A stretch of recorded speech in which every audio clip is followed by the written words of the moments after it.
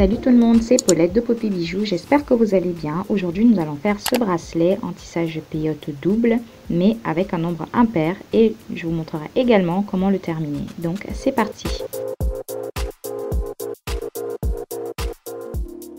Pour le matériel vous aurez besoin de Rocaille Miyuki Delica 10-0, de 2 x 2 mètres de fil Nimo et d'une aiguille fine de taille 10 ou 12. Pour commencer, je vais prendre 18 perles. Donc ici, ça va me faire 9 paires de perles comme je vais travailler 2 par 2. Et ensuite, je vais faire mon tissage peyote normalement et je vous montrerai comment faire le retour pour commencer un nouveau rang.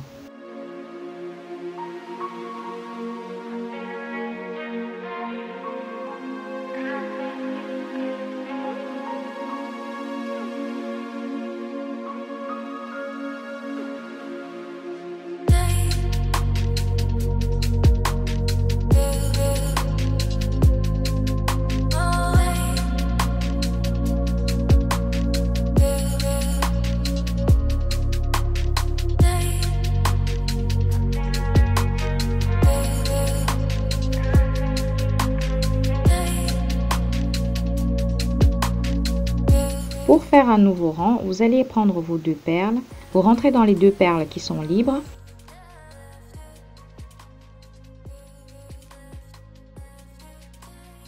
Vous passez dans les 3 paires de perles que vous voyez ici.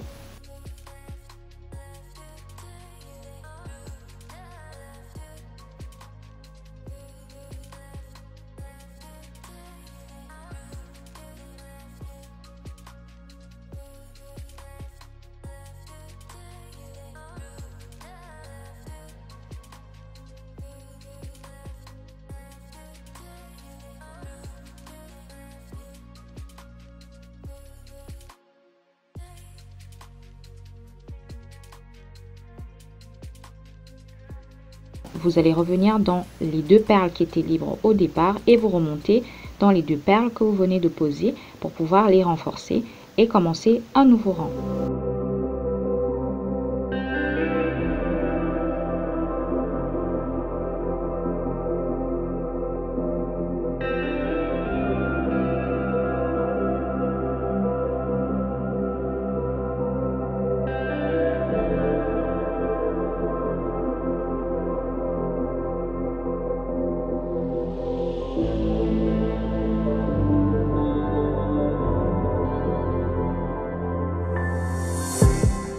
Vous continuez votre tissage et je vais vous montrer comment faire un retour beaucoup plus rapide que de faire des allers-retours et ça va vous faire gagner du temps.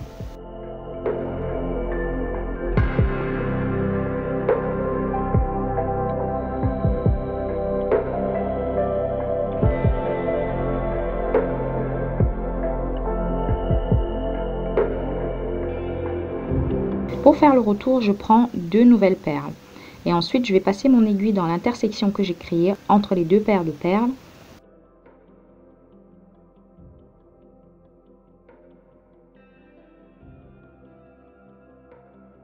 Donc, je passe mon aiguille et ensuite je tire le fil et je le bloque vers le haut. Je positionne mes perles et je rentre mon aiguille dans ces 2 perles que je viens de poser. Donc, ça va beaucoup plus vite comme ça que de faire des allers-retours qu'on a fait au départ. Voilà, ça vous fait gagner un temps énorme.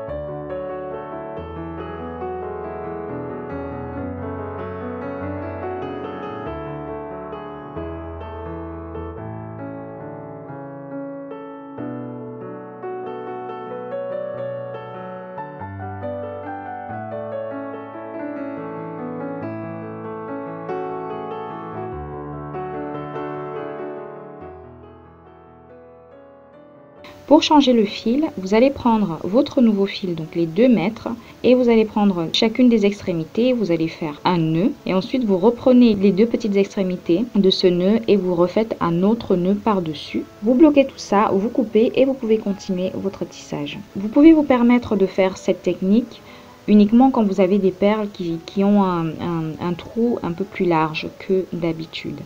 Donc je vais continuer mon tissage et je vous retrouve après pour vous montrer comment terminer le bracelet. Mon bracelet ici fait 14 cm. Je prends en compte la longueur de mon fermoir. Pour faire la diminution de ligne, moi je préfère me mettre du côté où je fais mon retour, donc du côté impair. Une fois que j'ai fait mon retour, je me mets dans mes 2 perles que je viens de poser. Je vais faire mon rang, je vais jusqu'à l'autre extrémité, je m'arrête au niveau des perles qui sont un peu surélevées.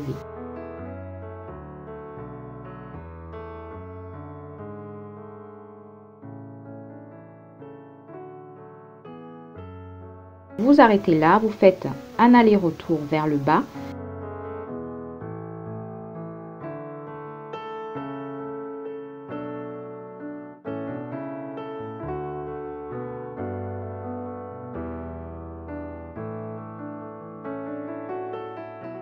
Donc vous faites une sorte de demi-tour, comme vous pouvez le voir ici. Et vous remontez dans les 2 perles qui sont un peu surélevées pour pouvoir vous positionner et commencer une nouvelle diminution de rang. Ce rang, vous allez faire pareil, vous n'allez pas jusqu'au bout, vous faites vos allers-retours et vous vous positionnez à chaque fois pour remettre de nouvelles perles.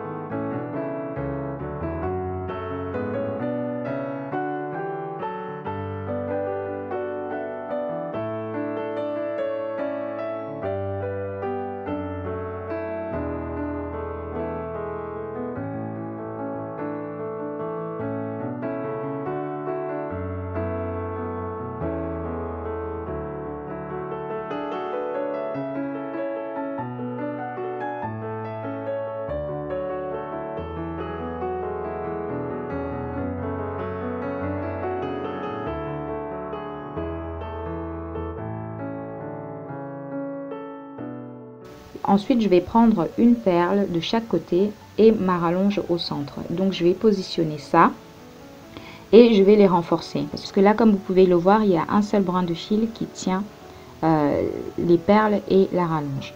Donc, je fais toujours pareil, mes allers-retours. Je repasse plusieurs fois, 2 ou 3 fois dans la rallonge et les perles. Je vais couper mon fil un peu plus loin et je fais la même chose de l'autre côté.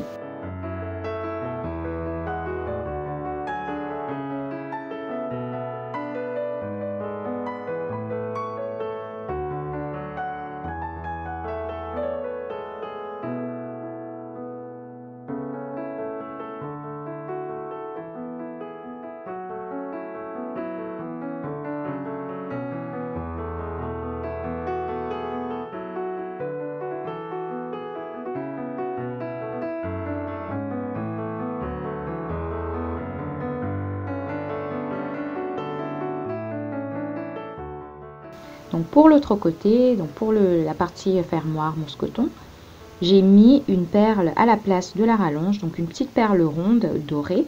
Je place mes 2 anneaux, le fermoir et mon bracelet est terminé.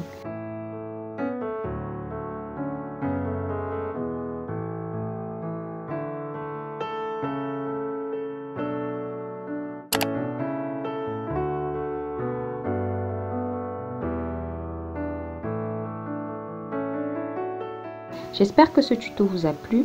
N'hésitez pas à me laisser des commentaires, à me laisser un petit pouce bleu si vous avez aimé et à partager la vidéo. Ça pourrait peut-être aider quelqu'un dans votre entourage qui aime faire les bijoux.